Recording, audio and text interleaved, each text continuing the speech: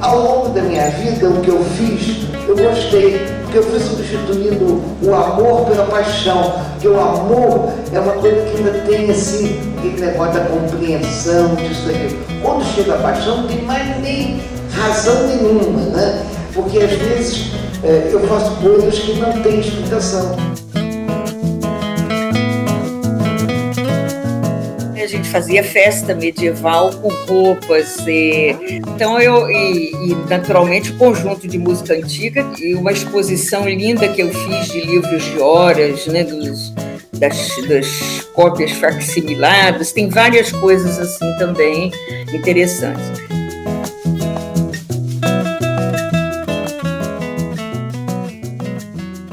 Olá a todas e todos. Daremos prosseguimento à série Memória do canal Historiação do PPGH, hoje com duas grandes e queridas professoras, professora Ismênia de Lima Martins e professora Vânia Leite Frois.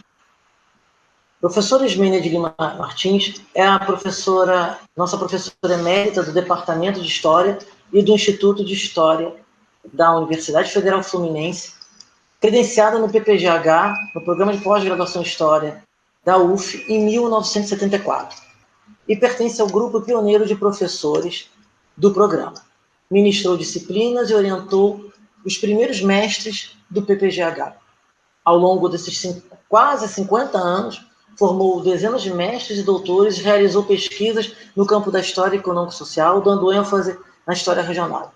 Foi presidenta da ANPUL e também presidiu importantes associações, como a Associação Cultural do Arquivo Nacional e a Associação dos Amigos do Museu do Ingá. A professora Vânia Leite Frois é a nossa professora titular de História Medieval do Departamento de História e do Instituto de História. Pertenceu à primeira turma de alunos de mestrado do PPGH. Fundou o setor de História Medieval no ano de 1988 e criou o Laboratório Escritório. Orientou pesquisas de mestrado e de doutorado em História Medieval. Seus ex-alunos atualmente são professores de diversas universidades brasileiras do norte ao sul do país. Pesquisa História da Cristandade, Iconografia Medieval, Antropologia Histórica do Medievo, Narrativas de Viagem. A atuação das professoras Ismênia de Lima Martins e Vânia Leite Frois demonstra uma característica importante do PPGH-UF, o papel das historiadoras brasileiras. Além de lecionar e formar historiadoras e historiadores, elas desenvolveram pesquisas dando voz às experiências das mulheres na história. Ao longo desses 50 anos, laços de amizade, de filia, foram estabelecidos entre essas duas pioneiras historiadoras. Por isso, o vídeo reúne as duas amigas, mulheres e professoras brasileiras. Nós, do PPGH, estamos honrados, né, e muito felizes em celebrar esse encontro.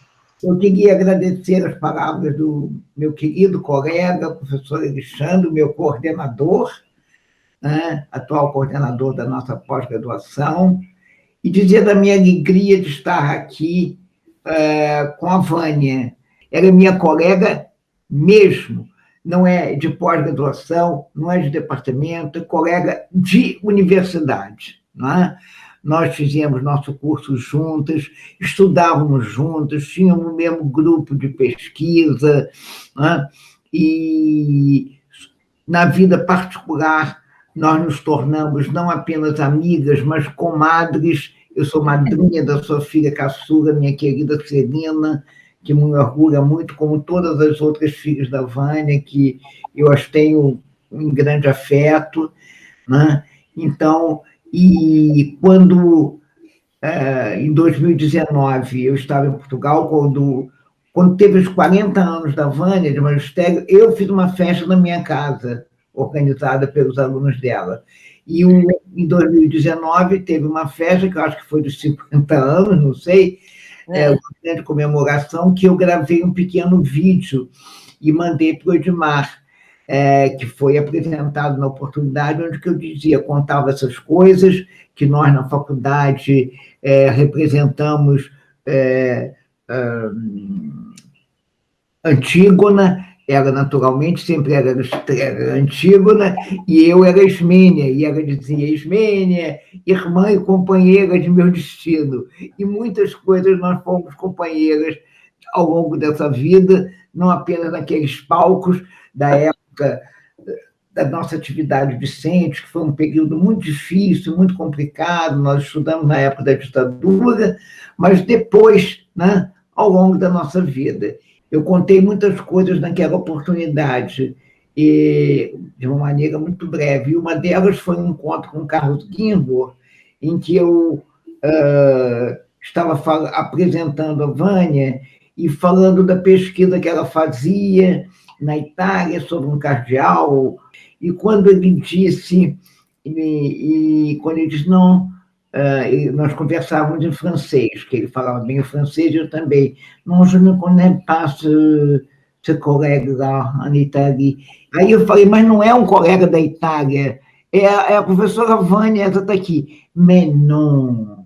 Aí ele fez assim, mas não é possível, pesquisam essas coisas aqui no Brasil, tem um professor brasileiro que pesquisa essas coisas, né? Então, com essa erudição, essa coisa toda, a Vânia conseguiu firmar a área medieval no nosso programa, que foi um feito, mas também no cenário nacional, com muita relevância e fazendo uma história medieval com os olhos no presente. Eu me lembro de um encontro maravilhoso que nós tivemos sobre a produção do Le Goff, né, em que eu falei, em que eu fui convidada, eu que sou uma pessoa que só trabalho com contemporânea, né, para falar do Le Goff, mostrando a trajetória do Le Goff na relação com a biografia, da história das mentalidades ao Saint-Louis, e no meio a participação dele num grande encontro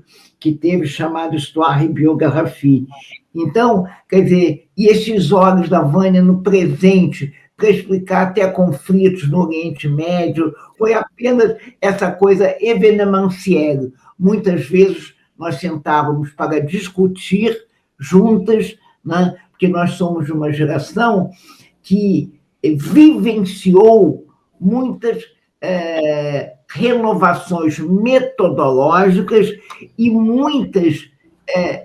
e uma abertura no campo teórico da história, né? Muito sofisticada em alguns aspectos, a relação com a literatura, as representações, e a Vânia sempre foi uma pessoa com quem eu gostava de dialogar essas coisas.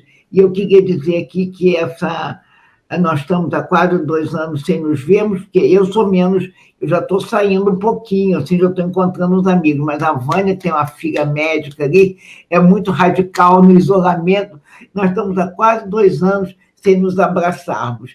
Então, é uma oportunidade de eu dar esse carinho na Vânia, esse abraço na Vânia, minha comadre querida e minha amiga de mais de 50 anos. Outra vez, aquele abraço.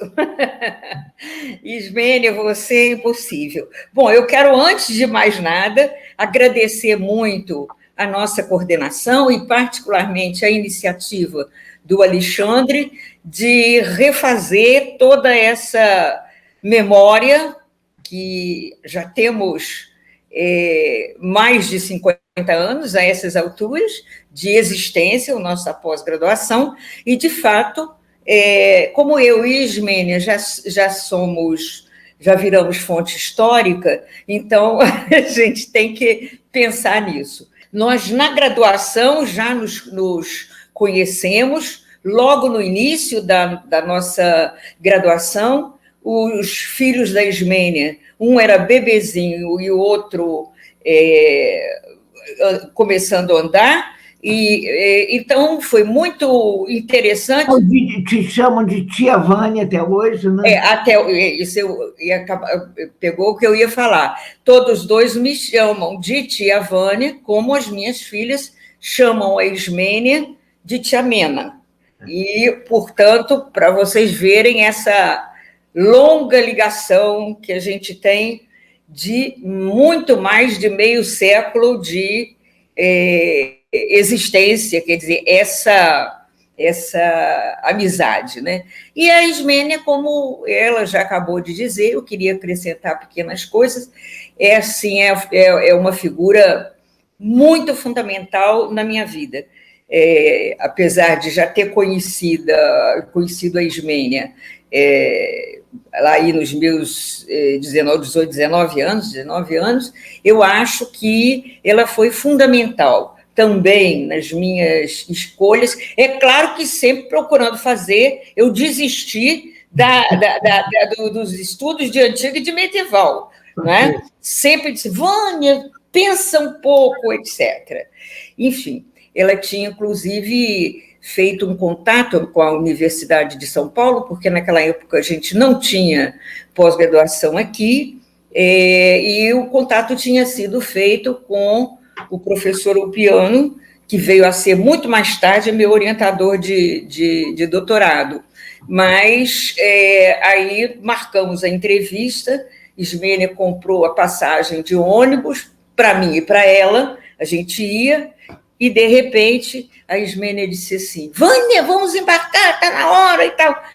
Aí eu disse para a Ismênia assim, Ismênia, eu não vou, eu vou casar. Aí foi uma loucura, aquilo foi um rebu danado, mas, enfim, dessa coisa, levei um bom sabão de Ismênia, claro, mas disso tudo, o casamento não durou para sempre, mas aí estão as minhas filhas e os netos, e além dos netos acadêmicos.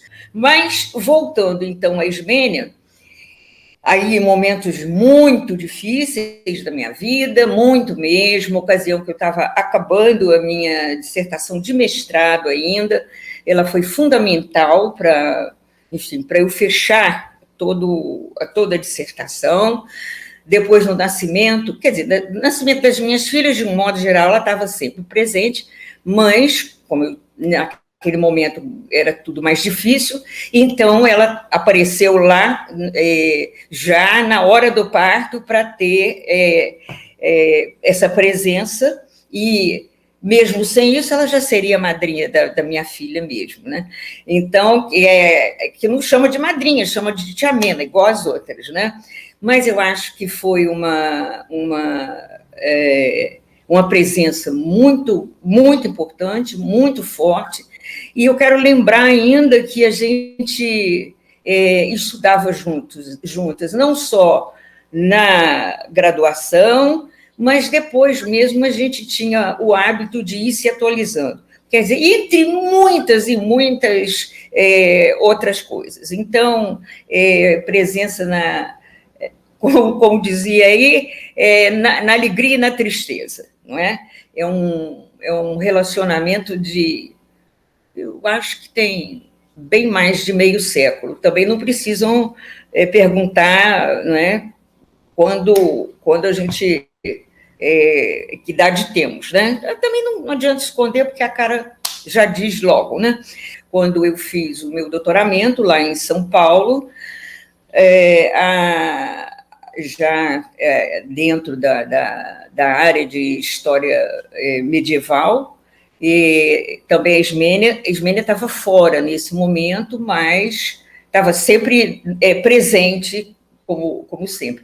Até porque ela patrocinou, a Ismênia foi secretária da Cultura de Niterói. E a Ismênia, depois da gente ter feito Antígona, e ela ter sido irmã e companheira do meu destino, né, na peça do Sófocles, que tem uma fala que diz isso, depois de muitos anos, nós fizemos, lá na igrejinha de São Lourenço, a Ismênia patrocinou uma peça em que estava, a própria Ismênia não participou como atriz, mas participou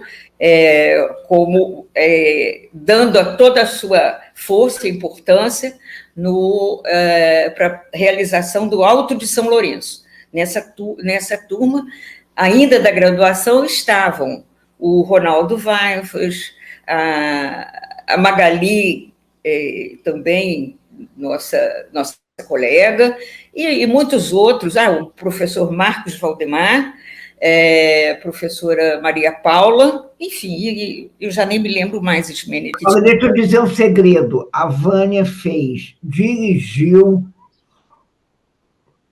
fez todo o cenário lá, fez toda a montagem, foi responsável pela montagem, coordenou tudo, dirigiu, representou, ela Contei. Tudo. Pois é. O Marcos Valdemar, com a experiência que tinha de escola de samba, montou o cenário todo e toda a contra-regra, enfim, foi incrível. Dessas circunstâncias que a gente viveu nesse primeiro momento anterior à criação da pós-graduação, nós vivíamos um período terrível, período já da Era Médici, do início da Era Médici, se eu não me engano, ou pouco antes, mas já numa situação extremamente difícil. Eu fui chamada para dar um depoimento, enfim, eu era bastante visada, meu pai era um homem de esquerda, família toda e tal, então eu fui chamada para dar um depoimento, depois do qual eu recebi um atestado de ideologia, que eu acho uma coisa incrível, dizendo que eu não professava nenhuma ideologia exótica, então, até hoje guardado, certamente, mas nesse momento eu fui perguntada o que eu fazia naquela igreja no alto lá da colina, que era a igreja de São Francisco, né? Depois de 10 horas da noite, com um grupo suspeito. Naturalmente, eram os ensaios que a gente estava fazendo do Alto de São Lourenço, e era o grupo de alunos que a gente estava trabalhando. Então, e quem era o autor da peça que a gente estava ensaiando, depois que eu informei. Eu falei que não precisava se preocupar, porque ele já tinha realmente quase 500 anos, e não precisava se preocupar, porque ele era um jesuíta, etc., que não era subversivo. Eu acho que essas circunstâncias, a gente tinha, já começava uma verdadeira migração das nossas, de todos nós, muitos, para a Universidade de São Paulo. Ismênia também é tributária desse mesmo movimento, né? E aqui nós já tínhamos uma área de história bem conceituada, com muita repressão, mas uma área de história bem conceituada, e nossa querida mestra, professora Edil, inspirou-se e nos inspirou com a fundação da pós-graduação nesse primeiro momento. A ditadura militar, né, se engaja no projeto desenvolvimentista, né, e vai fazer um grande investimento na área de ciência e tecnologia, né, e com a criação do CNPq, do Conselho Nacional de Pesquisa, os programas de pós-graduação começam. Naturalmente, esta política foi claramente direcionada para as ciências duras, né? Física, química, até biologia, essas coisas que estavam ligadas à ciência não social e humana. Mas era impossível, né, num país que tinha uma tradição e grandes intelectuais importantes, que não eram os de esquerda apenas, mas grandes intelectuais liberais, etc., e academias, e isso e aquilo, né? Fechar, estancar todas as demandas em relação a que esse processo se reproduzisse na área de humanas também. Em 1970, só existia no Brasil pós-graduação em História, na nossa área específica, na USP. Em 71, é criado o programa de História na Universidade Federal Fluminense. Aí tem duas questões que eu quero distinguir. A primeira delas é o aproveitamento dessa conjuntura favorável, né, de oportunidade de pegar um vácuo nessa política nacional de criar pós-graduação, né? Segunda coisa, era um momento também que estavam sendo criadas, tinham muitas universidades federais recentes, novas, né? Então, essas universidades da década de 60 eram ansiosas, né, para poder qualificar os seus quadros. Então, na década de 70, esse programa, para mim, está ligado ao projeto desenvolvimentista na área de ciência e tecnologia, empreendido pelos governos militares. E nós estaríamos excluídos e tivemos, com engenho e arte, como diziam os cronistas do século XVI, soubemos entrar nesse vácuo. No caso da UF, particularmente, o que acontecia? Em 1970, só tinha em São Paulo. Em 71, nós criamos o nosso programa. O que aconteceu aqui na UF? A professora Edil só vai se titular em 1973, no mesmo ano que eu. Inclusive, ela defendeu até acho que um pouquinho meses depois de mim. Mas ela era uma pessoa de uma notoriedade na universidade. Ela não era professora titular, o professor titular era o professor Luiz César, mas todo mundo sabia e percebia isso, que ela era a pessoa que carregava, né, o departamento de História nas costas, né? Não sei, quero ser, quer dizer, ela era uma pessoa que era tarefeira, né, que trabalhava, que tinha disciplina, que tinha horário, que cobrava, né, mas que tinha uma respeitabilidade, porque ela sabia sempre inovar. Ela fazia aquilo e dizia: fiz isso, mas nós temos que fazer aquilo outro, está faltando isso e aquilo. E foi assim, né, que ela se distinguiu muito no antigo Instituto e teve muito apoio do diretor do Instituto. E também ela tinha um prestígio perto da reitoria e ela conseguia passar, né, muito bem pela assessoria de informação. Ela não era uma pessoa que tivesse uma imagem desgastada diante da assessoria de informação. Ela vinha do movimento estudantil, do movimento universitário estudantil, mas ligado à JUC, e ela sempre se comportou como uma liberal, né? Mas uma liberal consequente, séria. E aí ela soube, com muita oportunidade, aproveitar todo o peso que os brasilianistas estavam tendo no Brasil. Ela contou isso na entrevista dela, que eu já tive o prazer de ouvir, que ficou muito bem dada, muito boa.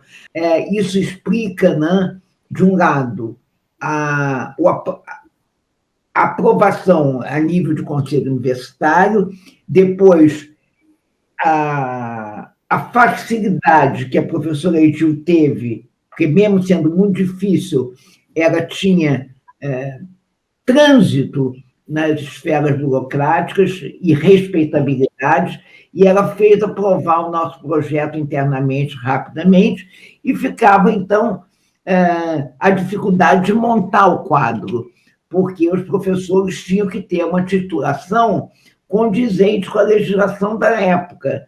E nós tínhamos titulares, por exemplo, catedráticos, que não eram titulados. Então, nós ficamos com um quadro muito pequeno, nós tínhamos o professor Castro Faria, né? E o programa começa, né?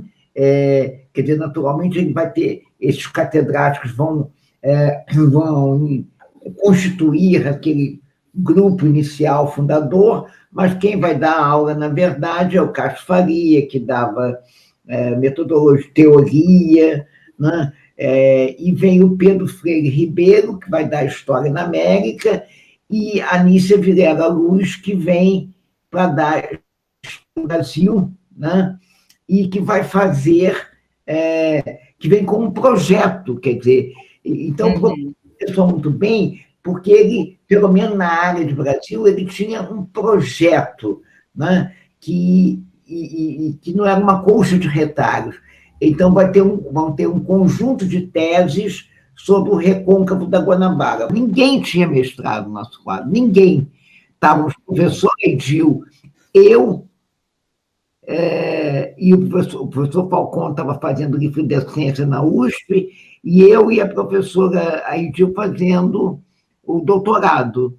E só, não tinha mais ninguém com mestrado, com doutorado ainda, e nada, né? Então, todos os meus ex-professores, por exemplo, foram fazer mestrado, doutorado. Tinha alguns que já tinham ido começar a fazer mestrado, mas não tinham acabado, enfim. Então, era uma necessidade muito grande de formar os nossos quadros. E a professora Vânia, nesse momento, foi fazer a tese, a dissertação dela em Brasil. Depois é que ela pôde se dedicar inteiramente ao seu projeto de paixão, que foi a história medieval, e vai, então, fazer o seu doutorado. Eu cheguei a usar a palavra tese da professora Vânia, porque as nossas primeiras dissertações, e não é da professora Vânia apenas, são muitas outras, elas têm o peso da verdadeira tese, né? Eu me lembro de um professor francês examinando anos depois a dissertação da professora Hebe e dizendo assim, mais ça n'est pas une dissertation. Aí a gente gerou, porque ele é meio teatral, c'est vraiment un doutorat presque d'État, quer dizer, que era um doutorado, né? Porque a gente fazia pesquisas hercúleas, com arquivos horrorosos, sem ter computador, sem ter internet, não tem nada dessas facilidades que a gente tem hoje, uma pesquisa braçal em arquivos que não eram organizados, né? Então, essas teses, essas dissertações primeiras, algumas delas, como a da professora Vânia, se tornaram uma contribuição importante, né? Que preenchia uma lacuna na historiografia, né? Então, só por isso alguma tese, mas também pela pesquisa empírica que apresentavam, entendeu? Então, a gente começou muito bem, apesar de com um corpo docente muito pequeno, isso. E, nesse momento, só havia a USP e a UF. Em 72, começa o curso do Paraná.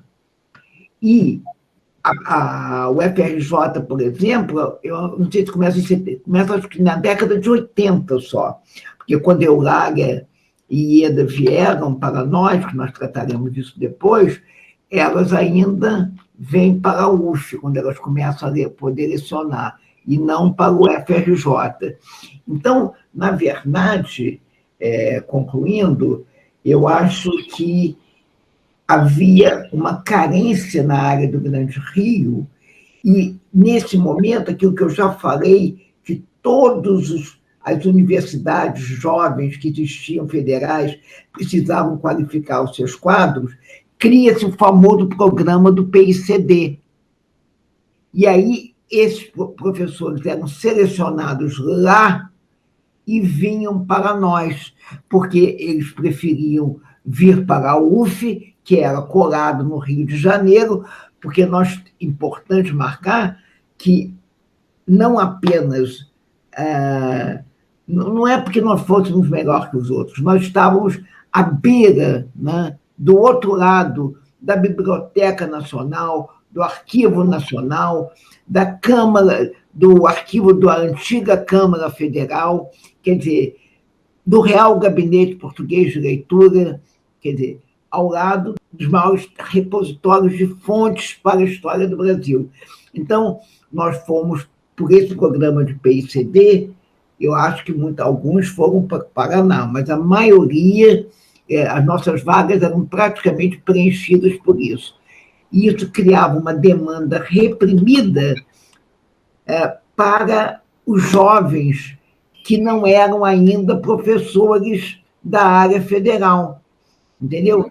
E, finalmente, com o passar não me lembro, 2 ou 3 seleções, eu não me lembro, né? Nós depois mudamos a regra, porque acabou vindo para o PICD, vinha muita gente que era assim, gente que era escolhida.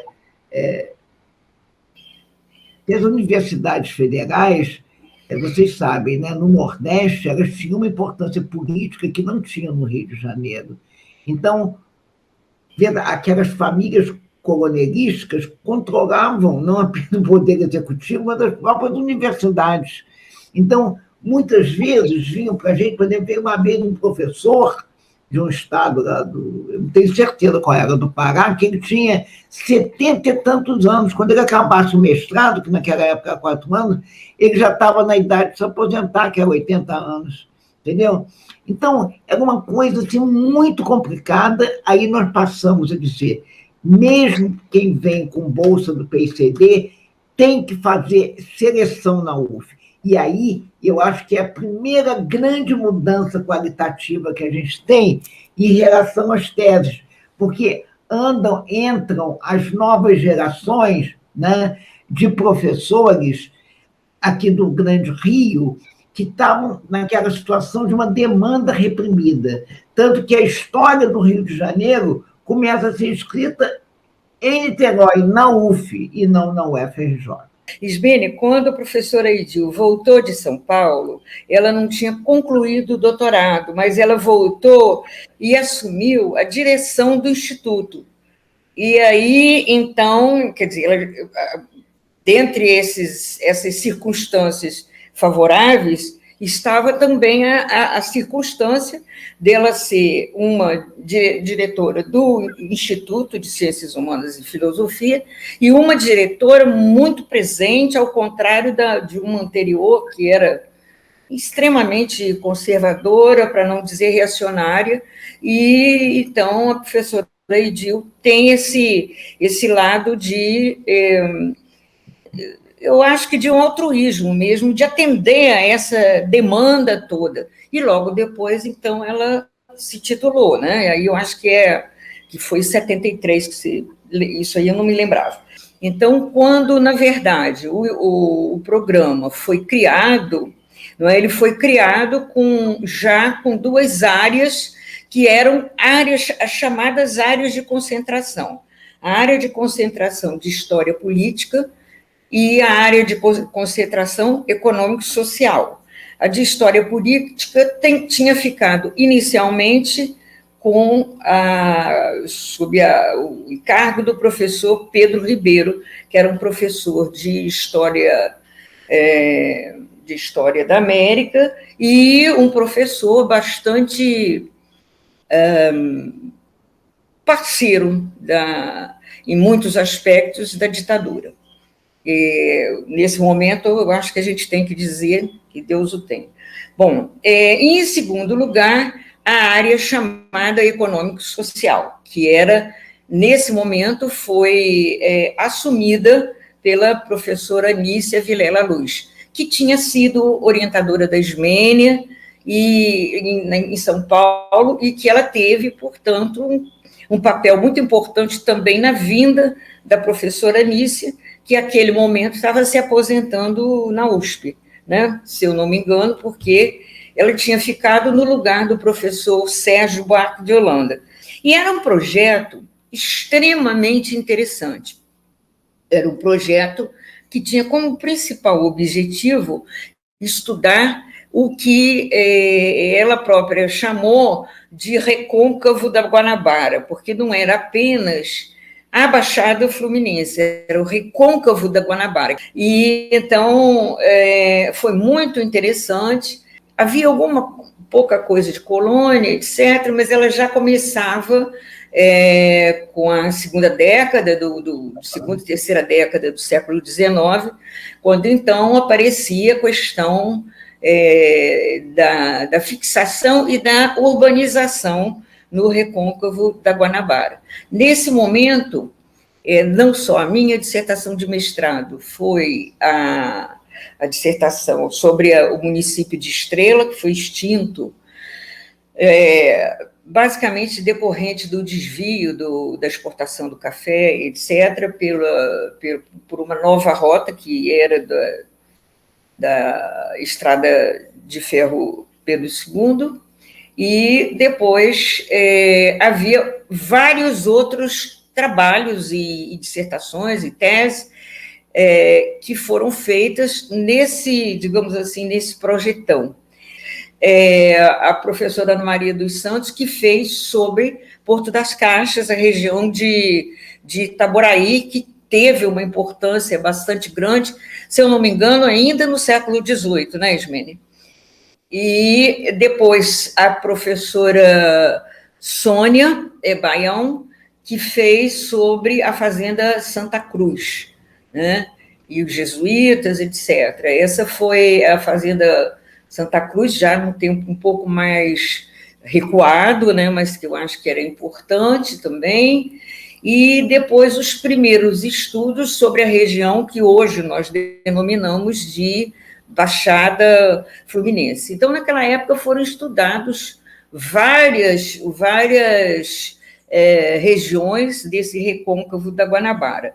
No caso específico, a dissertação de doutorado, a tese de doutorado da Ismênia é uma tese importantíssima, pioneira, e eu acho que se tudo veio depois, com outros estudos mais adiante, mas ela abriu caminho realmente com os estudos de história da região, ou história regional, como costumavam chamar, com todas as polêmicas em torno disso, e, naturalmente, esse trabalho, inclusive, do tráfico interprovincial, que foi uma coisa que praticamente ninguém tinha estudado, e nesse momento eu ouvi muitas vezes a dona Nícia dizer da importância dela para a própria história do Brasil.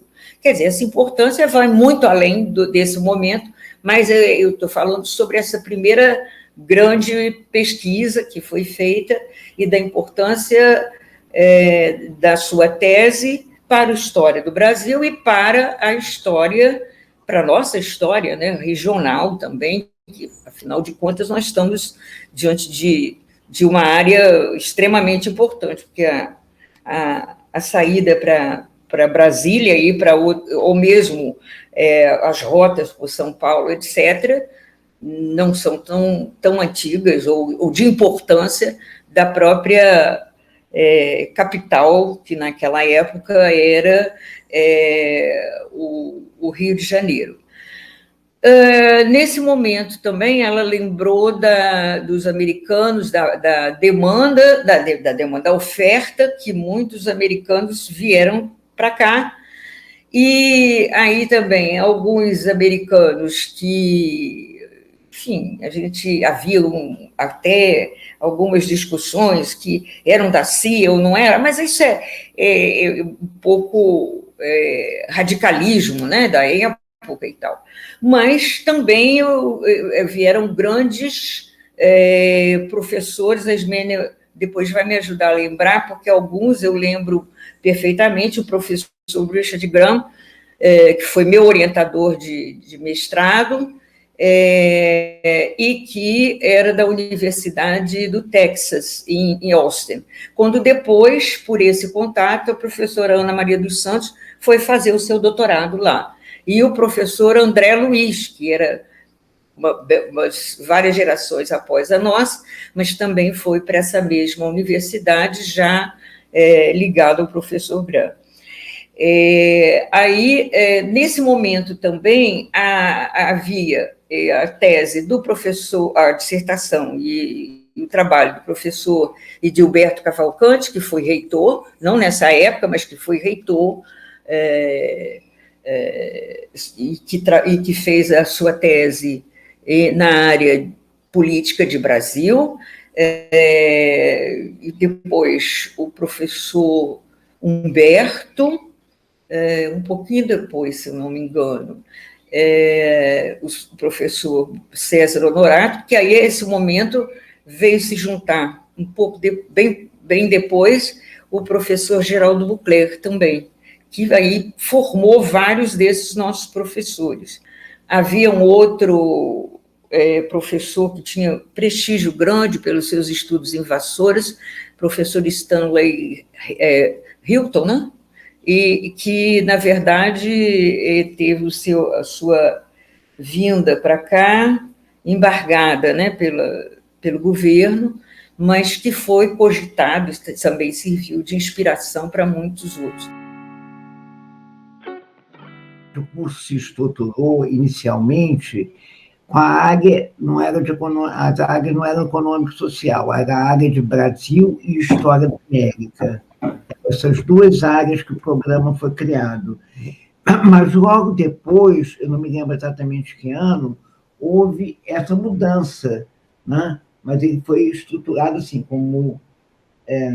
porque a própria vocação dos trabalhos produzidos, né? Mesmo com enfoque regional, etc. Então, foi América e Brasil. E aí vieram professores... isso de dizer que a professora Edil só trouxe americanos é inteiramente falso. Eu posso lembrar alguns nomes, como um canadense, o Morton, que fez a tese na Inglaterra, teve a Adeline Domar, da França, teve um que, não me lembro, um nome de um... enfim... veio um peruano, professor peruano, veio um outro que era da região assim, do Caribe, que tinha a formação dele nos Estados Unidos, trabalhava nos Estados Unidos, mas era natural do Caribe. Quer dizer, teve muita gente, né, de muitos lugares, porque era um momento em que esses convênios internacionais estavam começando a ocorrer, né? É fácil ver isso numa lista, eu não tive tempo de ver, infelizmente, né? Mas eu quero marcar o seguinte: os professores americanos, que foram importantes para o programa, porque muitos vinham e davam cursos, outros se tornaram orientadores. Eu acho que o Richard Graham, que a Vânia já marcou, ele foi não apenas um docente importante, ele, quando veio para o Brasil, ele é autor de trabalhos importantes, de referências, não apenas para o Brasil, mas para a América Latina. Ele era um historiador já de prestígio, né? Então, vieram outros muito interessantes, como eu me lembro, um coreano que trabalhava na Universidade do Tennessee, em Nashville. Eu fiz conferência lá depois que Nashville tinha um centro muito importante de estudos latino-americanos, e o Peng, chamava Sou Peng, um historiador ultra criativo, autor de várias coisas importantes, mas ele nunca foi orientador, ele deu curso aqui, e como eles, vários outros americanos e de outros países passavam, davam cursos, enriqueciam o nosso currículo, né? O currículo dos nossos alunos e a nossa estrutura de curso, oxigenavam, vamos assim dizer, mas eles não eram orientadores. O professor Skidmore foi muito importante, que ele era um sênior, ele era uma pessoa do nível do Sérgio Buarque, né? Eles eram amigos pessoais, inclusive eu tive a oportunidade de conviver com os dois, que fumavam um cigarro chamado Gitane, que me deixava doido, um cigarro francês fortíssimo, né? E eles eram muito amigos, e o Skidmore foi muito importante, porque ele controlava os setores de financiamento para a América Latina, não apenas a FOR, mas um outro mecanismo internacional. E esse mecanismo internacional, outro, né, no americano, esse outro americano voltado para a pesquisa fora dos Estados Unidos, é onde a professora Edil fazia os convênios e trazia esses professores. E o importante é que eles, além de vir, compravam $500 de livro, eles doavam $500 de livro para a nossa biblioteca. Eles foram importantes também na formação da nossa biblioteca, né? O Ismênia, outro que eu estou me lembrando, que deu curso, mas que era um professor de muito prestígio, se eu não me engano, da Universidade de Nova York, que eu amei esse curso, que é Bailey Diffie, que deu um curso sobre confrarias e depois a Mesa da Consciência e Ordem. Importantíssimo. Muito, ele era um nome de prestígio na historiografia americana, né? Acho que era então, bastante... Tivemos muitos professores de prestígio, tivemos uns de menos, enfim, que não eram tão conhecidos, mas que eram muito talentosos, tivemos um pouco de tudo. E fomos construindo o nosso corpo docente, como a Vânia já falou. Nossos professores que se titularam, alguns ficaram no mestrado, nunca terminaram o doutorado, né? O professor Gilberto, que ela citou, nunca fez o doutorado, mas a Ana Maria fez o doutorado, a Sônia Mendonça fez o doutorado, quem mais? E vários outros fizeram o doutorado, e à medida que eles já entravam com mestrado, já faziam doutorado, nós fomos criando o nosso corpo docente, e chegamos ao ponto, né, que a gente foi se tornando uma referência nacional, né? Ele pensou grande, porque a gente recebia alunos qualificados de todo lugar. Os alunos que passaram a vir do PICD, eles tinham que se submeter às nossas provas, tinham que concorrer com nossos egressos, com o pessoal do Rio de Janeiro, de Minas. Nós formamos gente para o Brasil inteiro. Nós formamos, por exemplo, eu me lembro quando o ministro Ringel, eu fui apresentada a ele, que eu integrei uma comissão nacional para regulamentar a extensão, e falaram Ismênia de Lima Martins, da Universidade Federal Fluminense, e ele falou, Ismênia da Fluminense, eu falei, da Fluminense, onde está se escrevendo uma Juiz Forana inteira, porque nós formamos vários professores de Juiz de Fora, e um deles, o Luiz Sérgio, foi meu aluno, tinha sido orientando dele também, do Ringel. Duas coisas importantes também, dos brasileiros, além desses que nós já citamos, quer dizer, um é o Arthur César Ferreira Reis, e o outro, o professor José Honório Rodrigues, quer dizer, que são professores que, de um modo ou de outro, vieram dar curso. A nossa pós-graduação, quando ela surge por circunstâncias próprias, né, daquele momento, sobretudo porque o departamento era um grande departamento, não era departamento só de história, como a Vânia explicou aqui, desassociada do departamento. Mas depois, com a reforma e a criação dos departamentos separados, o departamento de história passou a ser um departamento só. E a pós-graduação continuou a ser uma coisa completamente separada da graduação. Né? Isso. Eu acho que foi uma luta, assim, que eu consegui, né? Quer dizer, isso tudo se justificava naquele primeiro momento, mas depois não deveria continuar assim, né? Então, foi uma coisa que eu batalhei. A professora Gil teve os 3 primeiros mandatos de coordenador, o Falcão teve um outro mandato, e depois teve o meu mandato. Nesse meu mandato, foi quando se montou o doutorado, fui eu, o professor Falcão, já tinha esboçado um projeto que depois foi aperfeiçoado de acordo com as novas exigências da CAPES, aquelas coisas todas, né? E eu mandei esse projeto, né? Esse projeto do doutorado foi da minha gestão, e a coisa que eu acho muito importante é que acabou definitivamente com essa questão de professor da graduação e professor da pós-graduação. Tinha professor que era contratado apenas para dar aula na pós-graduação. Ora, a pós-graduação, pelo regime universitário, do ponto de vista institucional, a pós-graduação não é instância. O nosso querido Alexandre deve saber isso até hoje. administrativa nem financeira. Ela é uma instância apenas acadêmica. Então, criava-se uma situação muito complicada, né? Essa desassociação da graduação e da pós-graduação, que estava criando muito um espírito daquilo que eu chamava nos meus discursos inflamados de Olimpo dos PhD-deuses, né?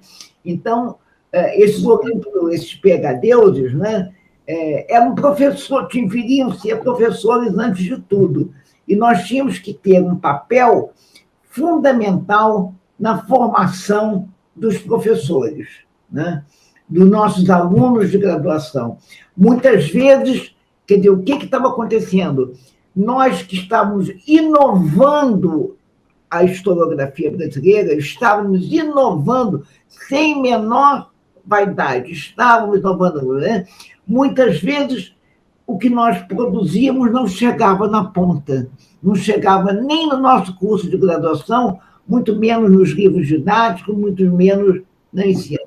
Então, isso acabou completamente. Os professores, todos, mesmo que viessem para dar aula da pós-graduação, eles tinham que passar, de alguma maneira, pela graduação, eles eram professores da graduação também, a não ser um professor convidado especial para um semestre só, mas se fosse um contrato maior, ele teria que ter essa passagem.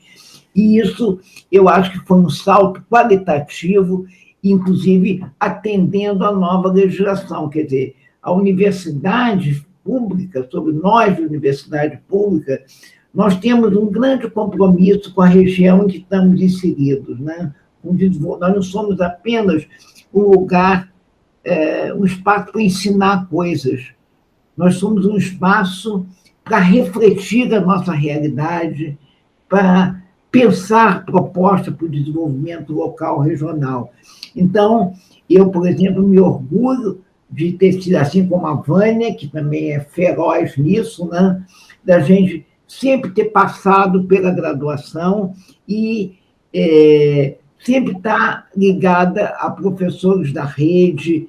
Nós temos vários... Hoje, nosso programa é conhecido, nós fazemos parte do mestrado técnico da CAPES, e antes disso nós já tínhamos várias pessoas vocacionadas para essa relação extensiva, né? Eu comecei criando o curso de especialização, né? Que teve um em Friburgo, com o nosso grupo de alunos, nós formamos muitos doutorandos lá em Friburgo, também, de Friburgo, e outro em Campos, onde a universidade tinha uma sede. E depois dessa especialização, né, a gente começou a ter uma especialização na sede, que estimulava os alunos do nosso mestrado, que foi coordenado pela Gleide Sabina, por outras pessoas. Quero lembrar que na gestão, se não me engano, anterior à da Ismênia, que foi o professor Falcon, ou da própria Ismênia, também o programa foi acrescido pela chegada do professor Ciro Cardoso. E o professor Hamilton, que na parte de docência teve muito pouca participação, mas como ele era da área, coordenador da área de História, isso também foi importante para a gente. Nesse momento, eu e o professor Ciro estávamos dentro da área, chamava primeiro Antiga e Medieval como um todo, né? Isso bem mais tarde, depois ficou mais separado, mas a gente, então, também, aproveitando os ventos favoráveis e tal, nós fizemos um projeto para a CAPES para criar o setor de História Antiga e História Medieval. Por que eu estou chamando a atenção disso? Porque havia aqui e ali alguns professores que, isoladamente, orientavam uma tese de antiga, uma tese de medieval, etc. Mas o que nós criamos, e foi, de fato, como a Ismênia estava dizendo, pioneiro, foi exatamente essa criação de um setor de história antiga e de história medieval. E aí foi bastante importante. Lembrando que aí há duas questões também importantes. Uma delas é a vinda da professora Maria Helena Coelho, que na ocasião era catedrática da Universidade de Coimbra, e também grande paleógrafa e latinista de excelente qualidade, e a medievalista, no momento, mais conhecida e mais, eu diria assim, laureada, tinha ganho vários prêmios, o prêmio da Calouste Gulbenkian, prêmios franceses, espanhóis, enfim. E aí ela veio por muitas vezes aqui. Foi importante também a ligação com a ANPU, nós participávamos com o GT de História Medieval e participávamos também sempre indo fazer cursos e mudanças várias dentro da área de história medieval. No início foi muito difícil, porque realmente, quando a gente dizia que estava abrindo o setor de antiga e de medieval, os dois, né? Tanto antiga quanto medieval, diziam, mas vocês são loucos, não tem fonte. Aliás, o Brasil nunca teve história medieval e nem história antiga. Vocês são loucos, não tem fonte nenhuma. E aí a gente começou exatamente por aquilo. Nós tínhamos um acervo importante na nossa biblioteca, que era ainda muito capenga, coitadinha, mas isso no meados dos anos 80, né? Não, 86, 87. E aí nós tínhamos um acervo muito importante, que era o acervo do professor Ismael Coutinho, foi um grande filólogo e linguista, que havia sido agregado à nossa biblioteca, né? E isso foi muito, muito importante.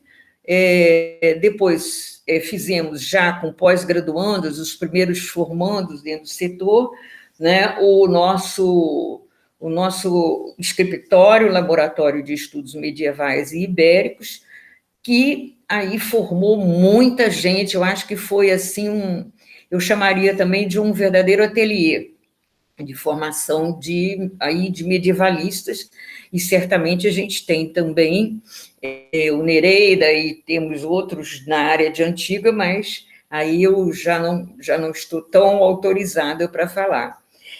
E hoje, eu quero dizer que, se formos juntar o escritório, o Translace Studio, e algumas coisas mais soltas, alguma orientação aqui ou ali, nós temos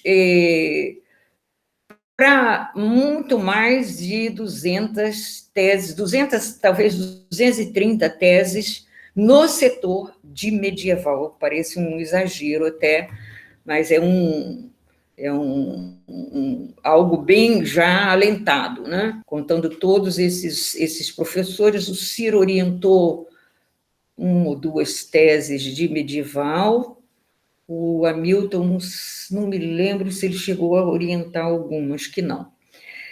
Bom, e aí, então, depois chegou o professor Edmar para a área, depois, mais tarde, a professora Renata Vereza, depois a professora Carol, e aí nós já formamos um grupo bem maior atuando na pós. Embora a gente tivesse muito pouco professor de medieval, com doutoramento, etc., mas a gente tinha uma situação semelhante àquela que nós tivemos no início da nossa pós-graduação. Só que nós tínhamos uma infraestrutura, e isso já disse muito também, né, para a gente atuar, tanto no setor de antiga, quanto no setor de medieval. Quer dizer, nós, aí já a essas alturas, a gente, 87, 89, 90 principalmente,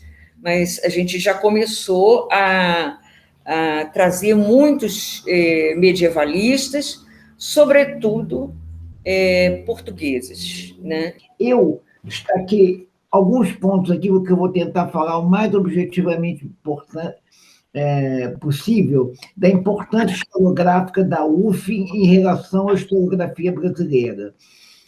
No nosso caso, quando nós começamos a publicar nossas teses, na verdade, o que dominava na historiografia brasileira? Eu e a Vânia somos uma geração em que a pesquisa não estava na universidade. Nós estudamos muito, lemos todos os clássicos, todas as coleções, criou no velho Evolução da Humanité, no velho criou depois, Pep Civilisation, Cambridge History, a Vânia lia em inglês e eu lia em francês. No final, ela estava lendo em francês, eu estava lendo em inglês. Né? Então, tudo nós líamos e estudávamos. Né? E isso já era muito numa época em que você não tem internet, que você não tem nenhum texto disponível, é tudo muito difícil. Nós estudávamos muito. Né? Uhum. Mas, na verdade, a pesquisa estava fora da universidade. Né? Uhum. Eu, por exemplo, queria estudar escravidão e o meu professor catedrático, que era um homem erudito, nossos professores eram eruditos, mas eles eram repetidores. No máximo, eles faziam uma crítica do que liam, né? Mas eles não produziam um conhecimento novo. Né? Eles não tinham pesquisa empírica, eles não faziam essas coisas. Né? Então, quando eu disse para o meu orientador que eu queria estudar escravidão, ele falou, não existe fonte para escravidão, o Rui Barbosa queimou tudo. Quer dizer, anos depois, Eduardo Silva, que viria a ser nosso aluno, né, escreveu aquele artigo brilhante mostrando como o Rui Barbosa queimou a documentação da alfândega, mas todo o resto da documentação estava aí, e eu achei aquela documentação. Né? A professora Thalita Casadei, que é uma professora do Liceu Nilo Peçanha, no antigo palácio da província, que era naquela época a Escola Aurelino Leal, foi encontrada um acervo, o arquivo da antiga província, que foi levado para a Sala Matheus Maia, anexa à Biblioteca Pública de Niterói, do Rio de Janeiro, que era aqui em Niterói, e a professora Thalita começou a organizar aqueles documentos com o pessoal do Instituto Histórico. Né? E foi a primeira vez que eu peguei documento na minha mão, eu criei aquela paixão pelo documento. Afinal de contas, eu vinha de uma geração que dizia document, pas d'histoire. Ainda bem, né, que eu não fiquei nessa geração, né, porque quando eu saí da universidade, eu já tinha lido Legoff, eu já tinha lido o Marroux, quer dizer, o homem é um historiador do seu tempo, a história se faz com documentos, mas, sobretudo, com questões que você coloca o documento. A história, o documento é como se fosse a matéria-prima, e a questão é o motor da história. O historiador é que dá vida à história, né? E a questão é que dá vida à história. Então, quando você pensa que as teses para interpretar o Brasil são escritas a partir do centro hegemônico, política ou economicamente, naturalmente elas mereceram uma revisão regional. E a UF, acho que foi pioneira no Brasil, pioneira. E nós eu ensinei aos meus alunos do Paraná a fazer isso, os meus alunos do Ceará a fazer isso, os alunos do Pará a fazerem isso, entendeu? E de todo o Brasil, onde eu tive alunos, eu ensinei a fazer isso. Eu comecei a criar, junto no meu curso de História do Brasil, uma reflexão sobre história regional. Eu ia lá longe, na geografia francesa, que não dá tempo aqui de falar sobre isso, na geografia francesa, na geografia humana francesa, que revisitou a geografia clássica francesa, da qual Pierre Monbeck, que veio para o Brasil, era um grande especialista e formou várias pessoas, como a Anícia Vilela Luz, como a Lucília Hermann, que os trabalhos que elas fazem, da Lucília Hermann sobre Guaratinguetá, de geografia humana, 300 anos de evolução de Guaratinguetá, é um trabalho de história, aquilo não é um trabalho de geografia, tanta pesquisa que tem. Então, na verdade, a história regional passava por isso. Não é a história de um lugar, não é a história de uma região, é de pensar num recorte local ou regional a sua relação com os quadros mais amplos. Você perceber, num quadro recortado, as respostas específicas às questões que se geram em quadros mais amplos, sobretudo nesse mundo capitalista que nós vivemos. Então, foi assim que eu ensinei aos meus alunos que nós começamos a fazer a história regional. Isso do ponto de vista teórico. Do ponto de vista prático, era preciso salvar as fontes. Então, não adiantava. Aí eu fiquei apavorada, porque o Instituto Histórico estava classificando os documentos assim, escravos, aí juntava tudo de escravo. Só era história, o que era escravo, o que era isso, o que era aquilo, o resto ficava assim meio misturado. Então, eu, com o apoio, mais uma vez, da professora Edil, né, e de Celina Moreira Franco, que é uma mulher de grande espírito, né, público, né? Não fosse ela neta de Getúlio, de Amaral Peixoto, né? a Celina Vargas do Amaral Peixoto, né?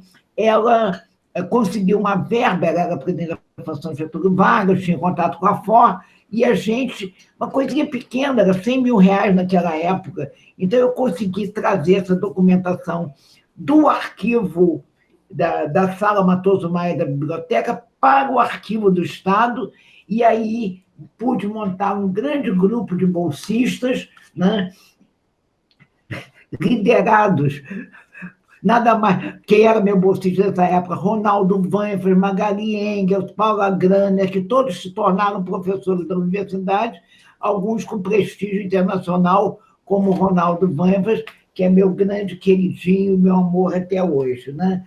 Então, o Ronaldo, comigo e com mais uma pessoa que eu não me lembro, nós fazíamos a estrutura da província e os documentos foram colocados assim em caixa, você ia separando por ano e botando por década e botando isso aqui é de polícia, isso aqui é do fundo de fazenda, porque a gente deu aula para os alunos bolsistas sobre o princípio de fundos. Os documentos não foram mais organizados por assuntos, mas dentro dos padrões arquivísticos, né?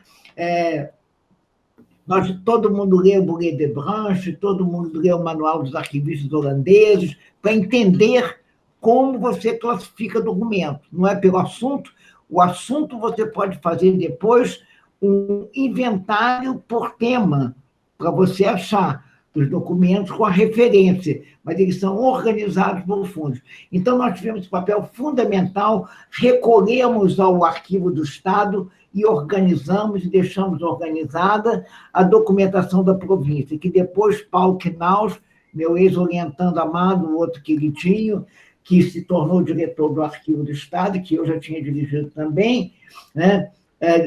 Juntou mais outros acervos que tinha, digitalizou e está tudo disponibilizado. Então, nosso papel fundamental na história regional. Então, aquelas grandes teses gerais, por exemplo, produzidas em São Paulo, a partir da história econômica, que era muito importante, não apenas na USP, mas, sobretudo, na Unicamp, que tinham teses como assim,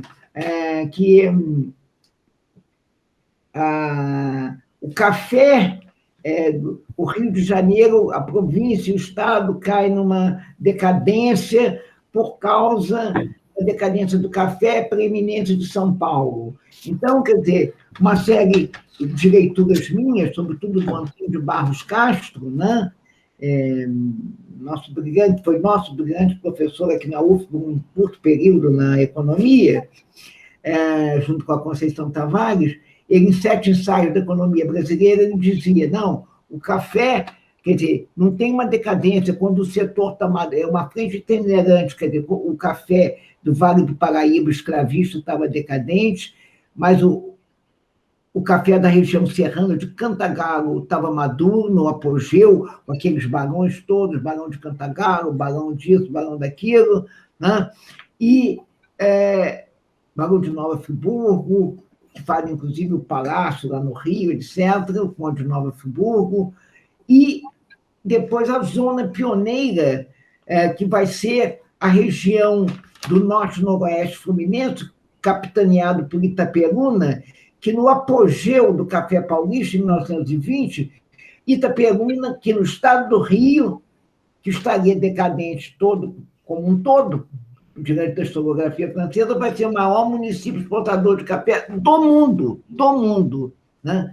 Então, repensar outras coisas. Uma outra tese, que teve uma tese, uma dissertação de mestrado, mas que teve o padrão e a relevância historiográfica de uma tese que eu tive a honra de orientar, da Ana Maria, que hoje é professora da UFRJ, na Faculdade de Educação.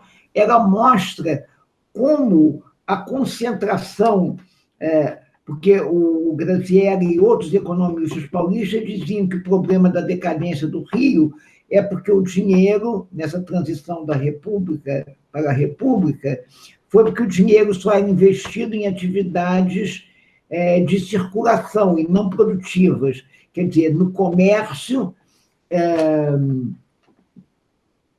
sobretudo no comércio, né? No comércio e em bancos, atividades de circulação e financeiras. Então, ela vai mostrar que o chamado surto industrializante da Primeira República, que deu origem a uma série de fábricas na cidade do Rio, em Petrópolis, de mais de 1.000 operários, sobretudo na área de têxteis, todas elas tiveram como acionistas, né, majoritários, pessoas ligadas ou ao comércio de importação ou a bancos. Então, desmonta essa tese. Quer dizer, essas teses, né, que eu citei aqui, né, do Wilson Cano, por exemplo, você lê um livro maravilhoso. Ele tem uma coerência interna, mas o que ele diz sobre o Estado do Rio carece de fundamento econômico, porque faltava pesquisa para demonstrar isso. Então, isso foi muito importante, porque nós retornamos com o valor da pesquisa empírica. Antes, e a chegada de Ciro, de Ieda, de Eulália foram muito importantes para me apoiar, que também era uma jovem doutora, eu era jovem doutora nessa época, nesse investimento na documentação, porque havia uma história um pouco socializante, né? E a gente demonstrou que a pesquisa empírica não te transforma num empiricista, te transforma num historiador com os pés no chão, um historiador que pode formular conclusões, fazer análises subsidiadas por uma grande pesquisa, né? A segunda questão que eu quero dizer em relação à pesquisa, que eu não estou citando a pesquisa de A, B ou C, mas estruturalmente o esforço de pesquisa que a UF é pioneira. Segundo, é a questão da contemporaneidade, né? O embate com Cronos. Eu sou de uma geração, Vânia também, que história, que nós aprendemos, graças a Deus não aprendemos, mas quiseram ensinar para a gente, né, que tinha que haver um distanciamento do historiador para o período, o fato, a questão que ele estudava. Quer dizer, o historiador tinha que ser objetivo, né? E o distanciamento, inclusive temporal, é que dava essa objetividade, né? E olha, e aí vem aquela historiografia francesa maravilhosa que a gente leu, né? O historiador é um homem do seu tempo. As melhores questões o historiador é que formula, né? Tudo isso, né? Então, a gente teve um novo... Eu presenciei, quer dizer, e isso é uma coisa tão arraigada, o imposto limite por Cronos da produção era tão arraigada que não era uma questão que você pode dizer, essa é uma questão conservadora, era uma questão que pessoas de direita e de esquerda partilhavam delas mesmo. Bom, eu agora vou outra vez lembrar algumas questões a respeito da criação do setor de história medieval e que, exatamente, nos anos 70, quer dizer, toda a história, de uma maneira geral, sofreu uma mudança muito grande, né? Para a antiga, aquelas obras do Fernando, do Vidal-Naquet, de uma série de outros que certamente o Alexandre terá a oportunidade de falar melhor. Mas, para o medieval, a gente tem, nesse momento, uma importância muito grande, exatamente do papel da chamada nova história, né, em que o Legoff é um dos grandes porta-voz desse momento, né, o Georges Duby, e depois vem o Mollart, vem Vaucher, e muitos outros. Bom, mas eu queria lembrar que, além de toda, e aí já estamos naturalmente nos anos 80, como eu dizia, mas esses ventos de mudança muito grande, que também aconteceram, e muito, talvez até com uma vanguarda mesmo, na área de história medieval, que religa os grandes problemas às conquistas do Marc Bloch, que certamente também era um ponto fora da curva na sua produção, mas que produziu grandes herdeiros, né?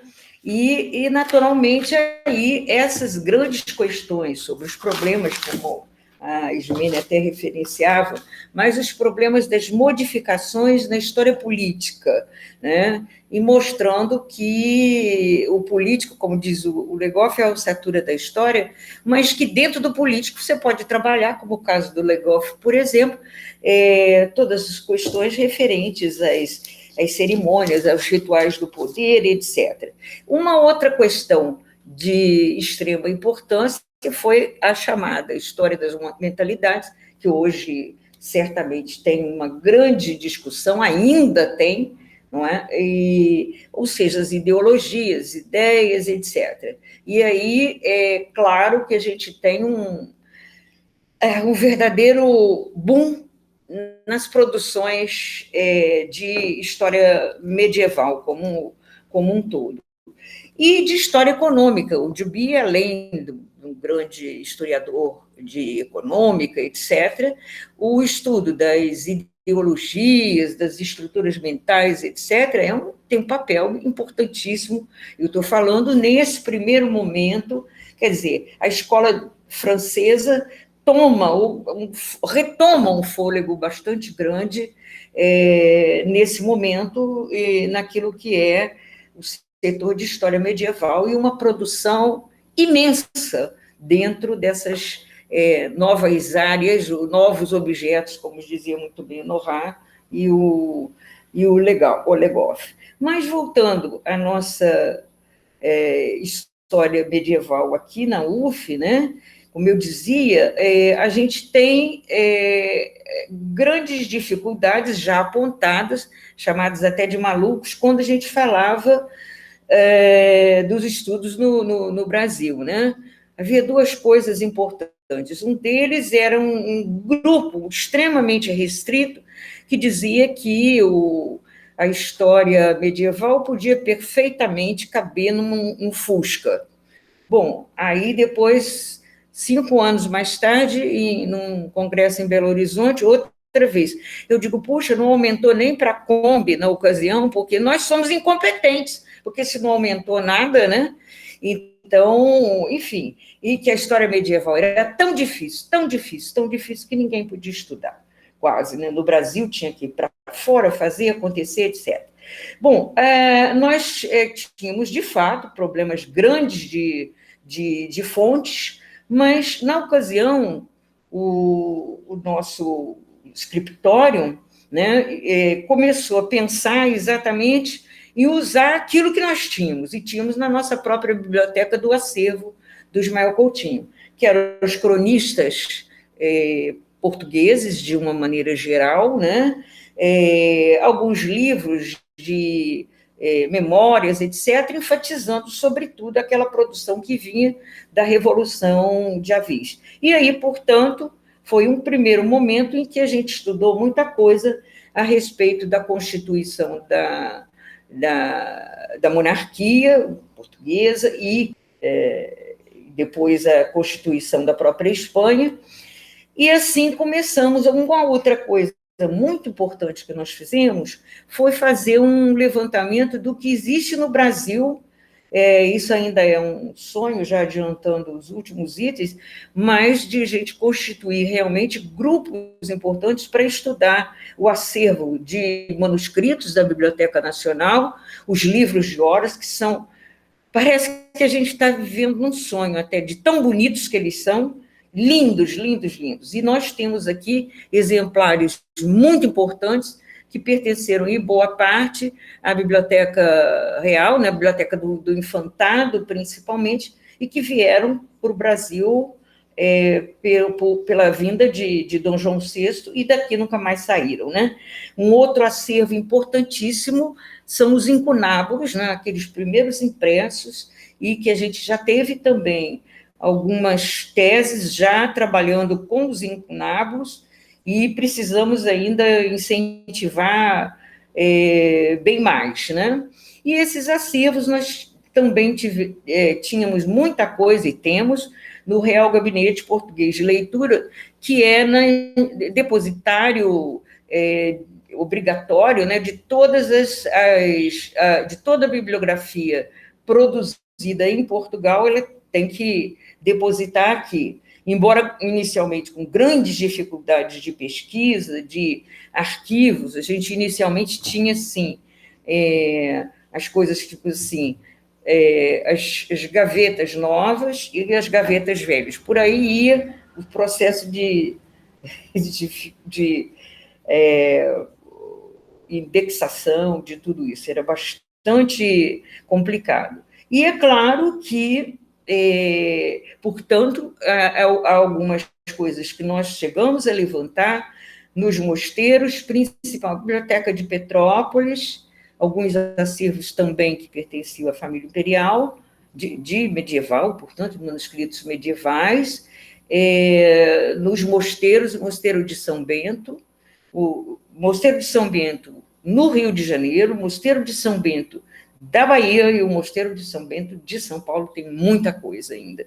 E a Biblioteca do Caraça, né, um antigo mosteiro que também guarda exemplares de manuscritos medievais muitíssimo importantes. Diante dessas primeiras dificuldades, como eu disse, o que nós fizemos foi trabalhar exatamente com Portugal e com aquelas fontes, né, que nós tínhamos impressas, ou mesmo dos primeiros impressos dos incunábulos, para que pudéssemos avançar e formar bastante gente. Né? É óbvio que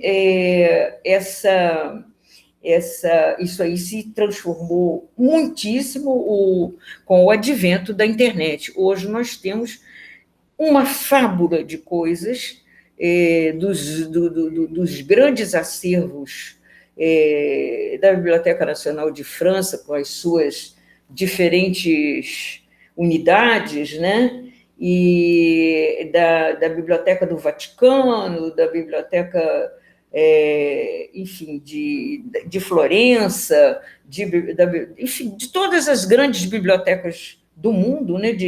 Da Cervantes na Espanha, da Biblioteca Nacional de Lisboa, enfim, uma quantidade enorme de coisas que nós temos acesso, inclusive pelas fontes. Por exemplo, a gente não tinha condição de estudar as chancelarias portuguesas, em grande parte, porque simplesmente ou se ia lá, e com grande dificuldade de acesso assim mesmo, depois a Biblioteca Nacional da Torre do Tombo mudou para um lugar maravilhoso, etc., e o acesso foi bem melhorado. E, por outro lado, hoje, por exemplo, as chancelarias, os livros de vereação, as cortes, né, o documento das cortes, etc., praticamente está todo na internet, e, portanto, e muitos deles paleografados e traduzidos ou estudados, o que facilitou imensamente todo o nosso quer dizer, o nosso quadro. E hoje eu acho que isso só vai aumentando as possibilidades no Brasil de estudos de antigo e medieval. Eu tive uma gestão na pós-graduação de 91, 95, vamos lembrar que a pós-graduação naquela época, a gestão era de 4 anos, e, enfim, eu, nesse momento, depois que eu saí da coordenação da pós-graduação, é uma coisa que está um pouquinho esquecida, mas que, enfim, faz parte também da produção de memória. Eu organizei, em primeiro lugar, os documentos existentes sobre a nossa pós-graduação. Depois, a segunda coisa que eu acho que foi bastante importante, que foi preciso garimpar, literalmente, do Iapoque ao Chuí, das nossas teses, que a gente não tinha essa maravilha de arquivo que nós temos com todas as teses. E organizando, eu telefonei para o Nordeste, em vários lugares, para tudo que é lugar que a gente tinha titulado professores de mestrado, de doutorado, e consegui simplesmente fazer o catálogo com todas as teses, com os resumos e com as bancas. Isso foi a maior loucura do mundo, mas eu consegui fazer um catálogo que está até 95. Hoje, eu até chamo a atenção que eu penso que, com o advento da internet, isso é importante, mas, afinal de contas, com os nossos 50 e tal anos, a gente devia pensar até numa edição total, né, de 95 em diante, ou a total mesmo, porque eu acho que o suporte de papel também é muito importante. Uma segunda questão que eu queria apontar, né, são as nossas relações que, primeiro, foram com Portugal.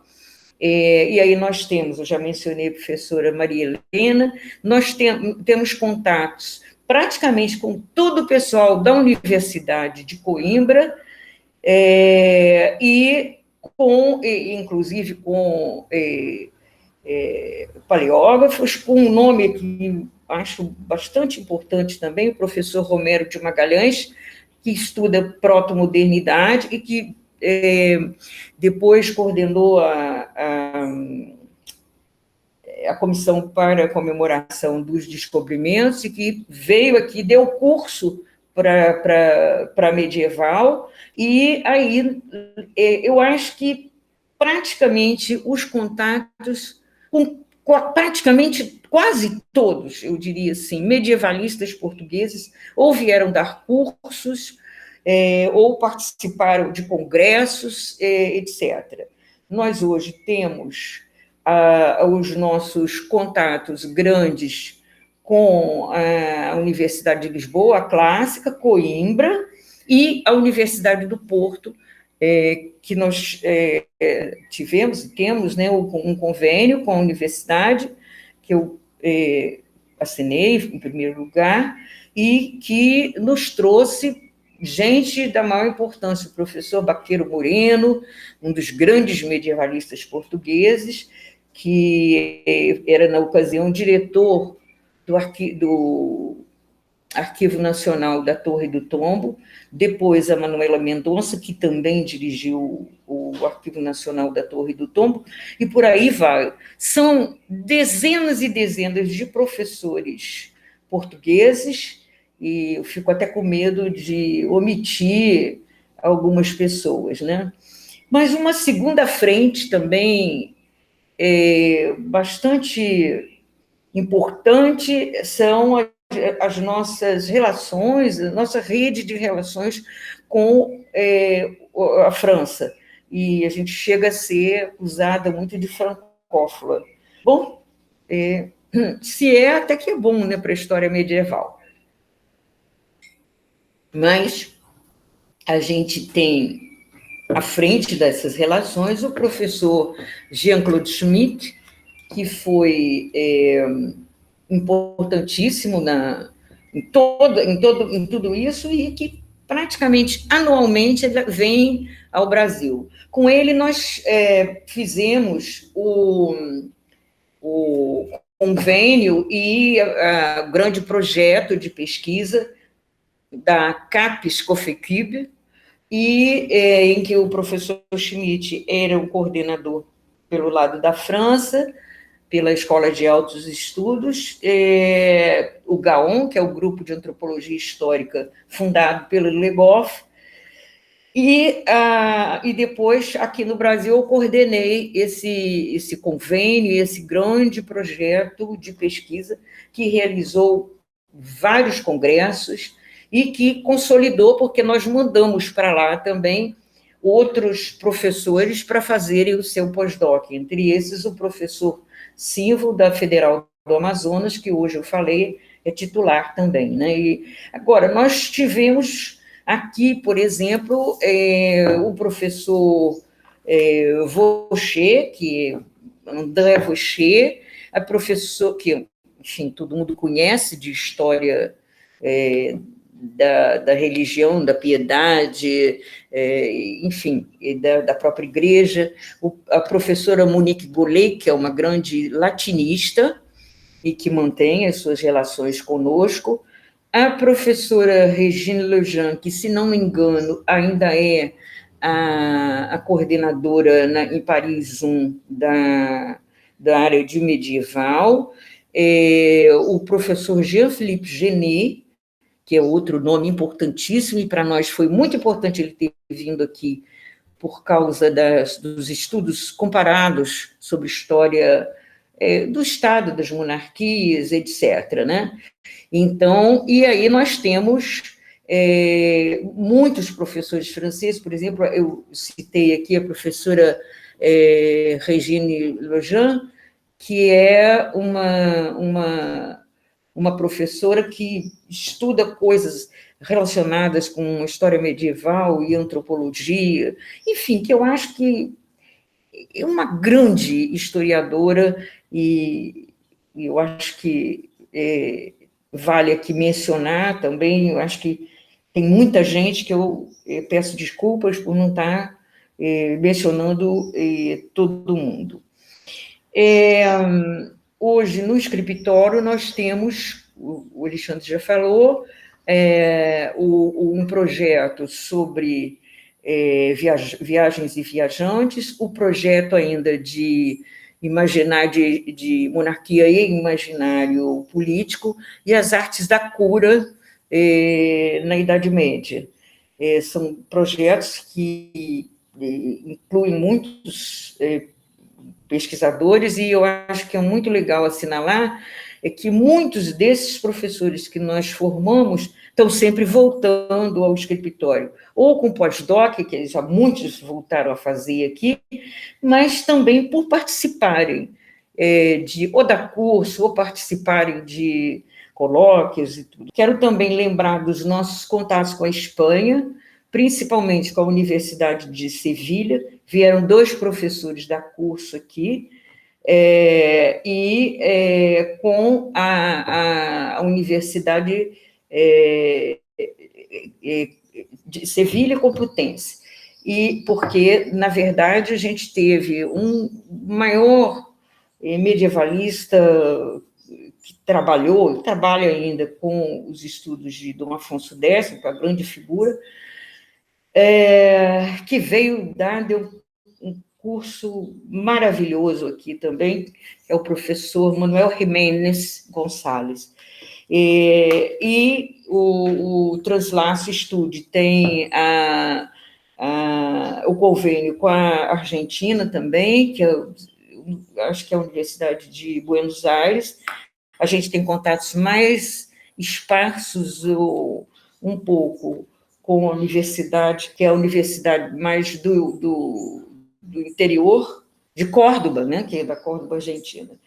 Bom, e, assim, desses projetos, desses grandes projetos, além de lembrar esse do CAPES COFECIB, né, também essas redes, né, que eu já falei, principalmente voltada para a nossa produção, né, lideradas e globalizadas muito através do Jean-Claude Schmitt, e dois projetos, um que não é nosso, mas que dois de nós fazemos parte, mas um outro que é principalmente articulados e ligados à professora Maria Helena, que no nosso último congresso aqui trouxe o que há de mais expressivo na produção medieval de Portugal, né? Professor Saúl, quer dizer, grandes professores, Hermínia Vilar, etc. E agora, uma coisa que eu acho que foi muito importante também para a gente, né? E aí não estou falando mais, além das redes, do CAPES COFECIB, desses projetos, né, que estão ligados, das nossas ainda pequenas produções de conjunto coletivas, que é o caso do Viagens, Viajantes, Tropeiros e Navegantes, que foi ainda decorrente do nosso convênio com a Universidade do Porto, que do lado de lá era coordenada pelo professor Humberto Baqueiro, que é o livro que nós trabalhamos, e ainda sobre esse mesmo projeto de pesquisa. O e-book, que está, eu acho que até com essa mudança dos laboratórios e tal, a gente acabou tirando, mas está também vinculado lá a parte que a Ampur RJ dirige no site, que é exatamente sobre as narrativas de viagens, para falar agora livros sobre todos esses que nós, enfim, formamos e trabalhamos. Eu acho que nós temos muitos outros livros. Eu acho que de prefácio mesmo eu já fiz mais de quase uns 15 prefácios, o que está agora sendo lançado, da professora Priscila Aquino. Eu acho que também é importante. Queria lembrar de uma coisa muito importante que nós fizemos e que às vezes fica um pouco esquecida, e que depois teve desdobramentos maravilhosos. Foi a criação da nossa atuação em Minter e Dinter. Quer dizer, eu acho que isso é de fundamental importância. Evidente que não estamos falando mais da área de medieval em si, mas eu acho muitíssimo importante, aí sobre o período também da minha coordenação, depois seguida pelo Ronaldo, enfim. Por vários outros colegas. Mas nós fizemos a nossa primeira implantação, eu acho que isso deve constar também dos nossos históricos, foi na Universidade Oeste do Paraná. Eu coordenava aqui e o professor Valdir Gregory coordenava lá em Marechal Rondon, que era onde estava alocado o curso de História. E aí nós começamos com o Minter e logo em seguida o Dinter. Foi uma loucura.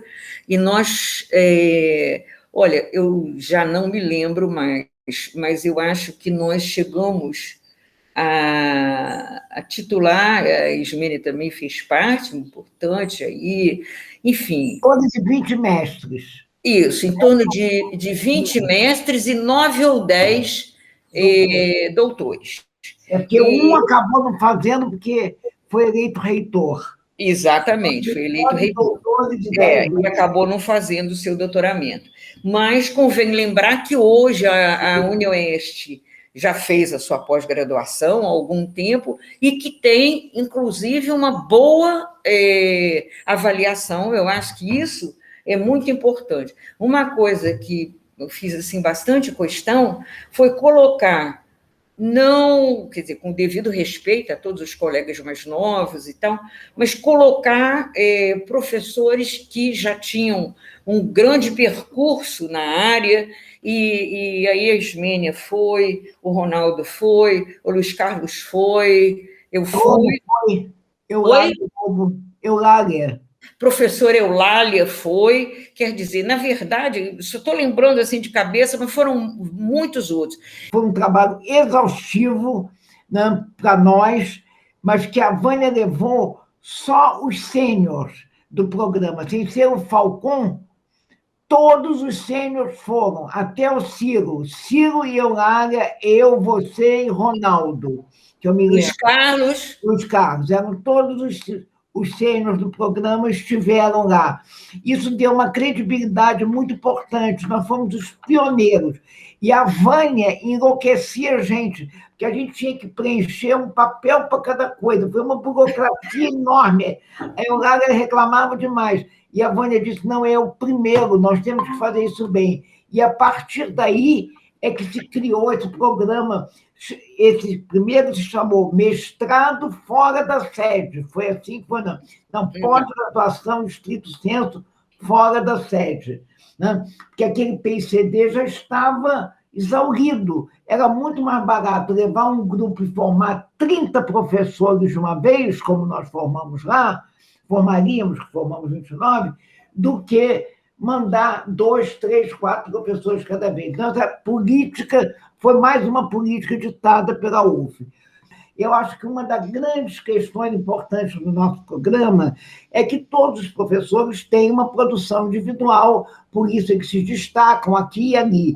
Mas foi a força do trabalho coletivo que marcou a gente. Nós tivemos grandes projetos, eu participei como coordenada do Daniel num desses projetos grandes, 2 vezes, e esses projetos faziam cursos de reciclagem de professores, faziam publicações de livro, com a Gleide Sabina Ribeiro, a mesma coisa.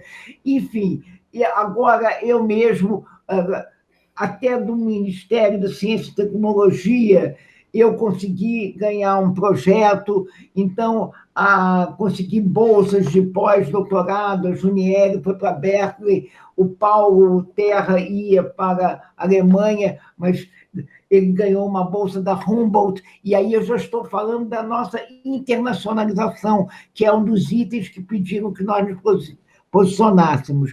Nós somos uma referência internacional. O Brasil, em história, a UF é uma referência internacional. E nós temos um intercâmbio muito grande. Por exemplo, no meu caso, eu tive um convênio de 10 anos, que está em vigor ainda, com a Universidade do Porto, que é mais dinâmica em relação à história do Brasil do que outras. Vocês sabem que a maioria da imigração partiu pelo Porto. Nós temos várias relações com a Universidade de Berkeley, de Chicago, tivemos professores do México, enfim, aonde você imaginar, nós tivemos alunos nossos, nós temos colegas nossos que têm parceria. Expansão do trabalho do PPGH no Brasil, aonde você for, você tem professores formados pela UF. Eu tenho orientandos em todo o Brasil, assim como a Vânia tem alguns que permanecem na minha rede de trabalho até agora, né? Enfim, e isso que acontece conosco, eu tenho certeza que acontece com muitos colegas. Eu me orgulho de ser orientadora, né, de várias colegas que hoje são titulares já aposentados e que continuam com a mesma paixão do Ministério, ao magistério e à pesquisa que tinham anteriormente, né, que é uma coisa que a gente tenta passar. O que eu quero para o nosso programa hoje é que ele continue a ser um programa comprometido não apenas com a produção do conhecimento, não apenas com o magistério, o papel de ensinar, mas de pensar no Brasil. Nós temos que pensar no Brasil e temos que estarmos conscientes do nosso papel, né, de vanguarda na área historiográfica, para dar o exemplo, né, de resistência na defesa da liberdade da produção na nossa área, sem críticas, né? A história, sem crítica não existe história, né? Porque eu sempre disse que para formar um professor são importantes todas as coisas, né? Que ele seja capaz de produzir um conhecimento, de exercer a crítica e produzir um conhecimento. Então, nós temos que exercer essa crítica não apenas em relação a uma coisa do passado. Nós estamos inseridos num presente, né, que exige de nós uma participação ativa na sociedade, em todas as instâncias da vida social que nós participamos como cidadãos. Nós somos historiadores, cidadãos conscientes da nossa responsabilidade. Isso é a coisa que eu mais gostaria de deixar como mensagem final. Uma pessoa, que a Vânia falou, não vão perguntar a nossa idade, eu quero dizer minha idade. Eu acabei de fazer 79 anos e o meu plano para o futuro é chegar aos 80 anos numa festa, né? O ano que vem eu já disse, eu vou fazer 80 anos, eu vou fazer questão de dar uma aula na graduação, na turma de cada colega que dá Brasil, quero dar uma aula de colônia, uma aula disso, uma aula daquilo, né? E quero dar um curso na pós, né? Então, eu quero chegar aos 80 anos me despedindo, trabalhando com entusiasmo enorme, porque eu me orgulho de ser participante, de chamar uma série de jovens talentosos, né, que não são da minha geração, de colegas, né, assim como os do passado também, que se tornaram amigos.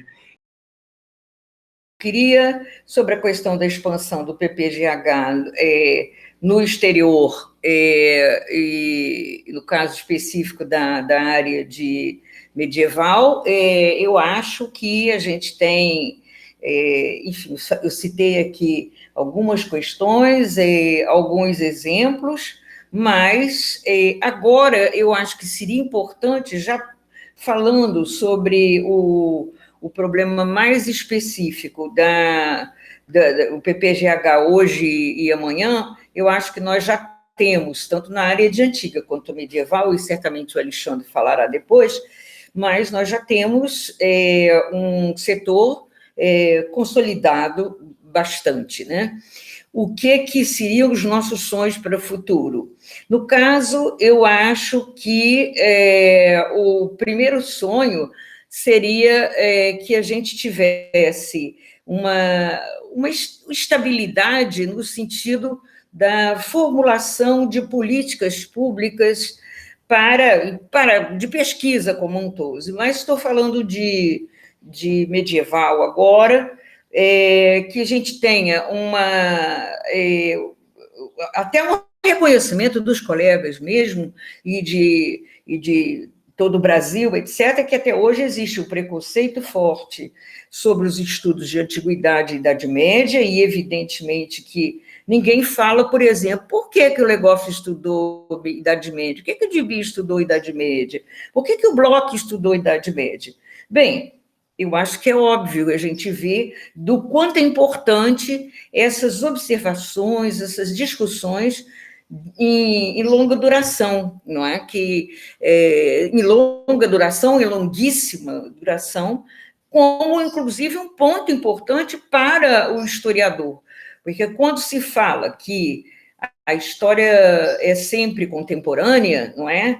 Eu quero dizer que eu me aproximo sempre a partir dos problemas do meu tempo, mas, obviamente, eu tenho como objeto áreas de observações diversas, não é? Então, eu queria lembrar mais uma vez isso, queria lembrar que estamos começando a fazer alguns contatos com Londres também, e, enfim, Mas voltando aos sonhos, o primeiro é uma estabilidade, que um dia você tem vaga, outro dia dinheiro, outro dia você não tem, e outro dia você tem bolsa, outro dia não tem. Quer dizer, essa instabilidade que a gente agora, então, nesses últimos anos está vivendo, ela é muito nociva a qualquer trabalho. Em segundo lugar, embora a gente tenha hoje o recurso muito grande da internet, mas a compra de acervos eu acho ainda extremamente importante.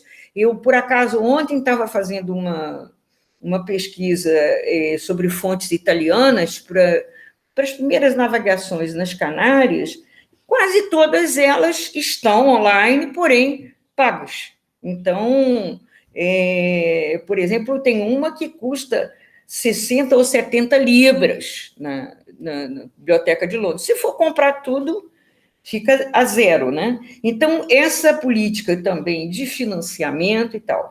Uma outra coisa é que nós não temos, a não ser com o recurso de professores visitantes, e nós já tivemos vários, mas recursos em que a gente tenha que alocar professores, não obrigatoriamente que sejam, quer dizer, que deem aula na graduação, mas que sejam especialistas, por exemplo, em paleografia, em latim, etc. Porque a gente tem problemas muito específicos e nem sempre dá tão certo assim os estudos e os cursos dados por outros setores da universidade. Estou aposentada e já há algum tempo, morro de saudades de dar aula na graduação, mas tenho dado a minha contribuição, quer em orientação, organização de eventos, cursos, etc.,